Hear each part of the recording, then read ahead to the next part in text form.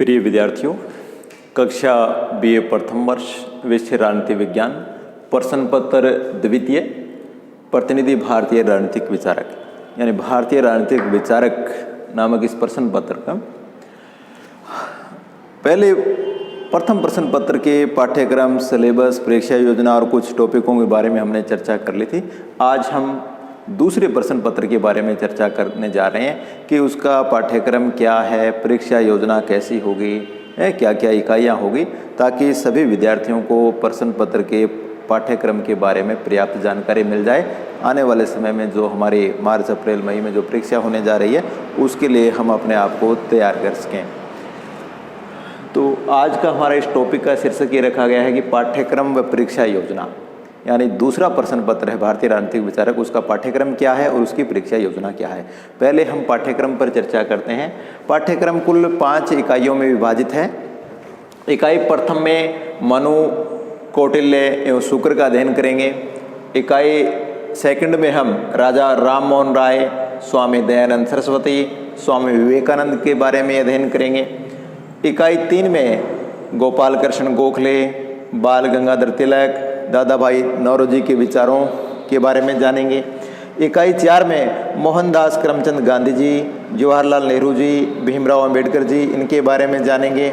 और इकाई 5 में M.N. रॉय, मानवेंद्र नाथ रॉय के बारे में, जयप्रकाश नारायण जी के बारे में, पंडित दीनदयाल उपाध्याय जी के विचारों के बारे में जानेंगे। इन 5 इकाइयों में हमारा ये पाठ्यक्रम विभाजित है। प्रत्येक इकाई में 3 भारतीय विचारकों को रखा गया है, इसीलिए इस प्रश्न पत्र का नाम भारतीय राजनीतिक विचारक है। यानी इन विचारकों की जो राजनीतिक विचार हैं उनको प्रमुखता से इसमें रखा गया है। दूसरा, इस प्रश्न पत्र की परीक्षा योजना क्या होगी। प्रश्न पत्र सामान्यतः 3 घंटे की अवधि का होगा, पूर्णांक 100 होगा। इस प्रश्न पत्र के 3 खंड होंगे, खंड ए, खंड ब और खंड स।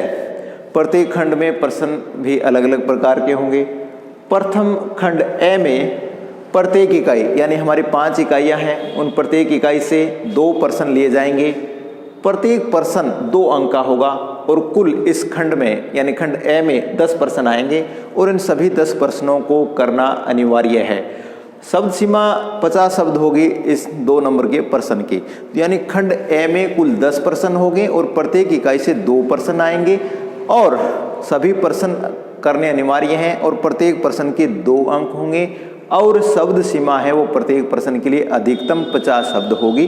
तो कुल मिलाकर के हम ये कह सकते हैं कि खंड ए है वो 20 अंक का होगा। फिर खंड ब में प्रत्येक इकाई से 1 प्रश्न आएगा। कुल 5 इकाइयाँ हैं, 5 प्रश्न आएंगे, लेकिन प्रत्येक प्रश्न के अंतर्गत आंतरिक विकल्प यानी अथवा में 1 प्रश्न और दिया हुआ होगा। उन 2 में से आपको 1 प्रश्न करना है। के साथ 5 प्रश्न आएंगे जिनमें आंतरिक विकल्प या अथवा में प्रश्न होगा और प्रत्येक प्रश्न का अंक भार है वो 7 अंक होगा। इस खंड ब के भी सभी प्रश्न करने अनिवार्य हैं, यानी 5 प्रश्न करने अनिवार्य हैं और प्रत्येक प्रश्न 7 अंक का है। अधिकतम शब्द सीमा है वो 200 शब्द होगी। आप 200 शब्द का उत्तर अधिकतम लिख सकते हैं। यानी ये दूसरा खंड है, ये भी आपको 5 प्रश्न हल करने का अवसर प्रदान करेगा और प्रत्येक प्रश्न में एक आंतरिक विकल्प दिया होगा, अथवा में 1 प्रश्न दिया होगा। दोनों में से कोई भी 1 प्रश्न आप करते हुए कुल 5 प्रश्न इसे खंड ब के हल करेंगे और ये दूसरा खंड ब है, कुल 35 अंक का होगा। तीसरा खंड स में प्रत्येक इकाई से 1 प्रश्न पूछा जाएगा, यानी कुल 5 प्रश्न पूछे जाएंगे। प्रत्येक प्रश्न 15 अंक का होगा, 15 नंबर का होगा और इन 5 प्रश्नों में से कोई 3 प्रश्न आपको हल करने होंगे। यानी खंड ए और ब में सभी प्रश्न करने अनिवार्य हैं, लेकिन खंड स में आपको 5 में से कोई 3 प्रश्न अपनी इच्छा अनुसार आप हल कर सकते हैं। प्रत्येक प्रश्न 15 अंक का है और अंक भार इस खंड स का कुल मिलाकर के योग है 45 अंक है। शब्द सीमा की दृष्टि से 500 शब्दों का उत्तर आपको अधिकतम इसमें लिखना है। तो ये थी परीक्षा योजना और पाठ्यक्रम के बारे में चर्चा। अगली क्लास में हम नए टॉपिक पर विचार करेंगे। धन्यवाद।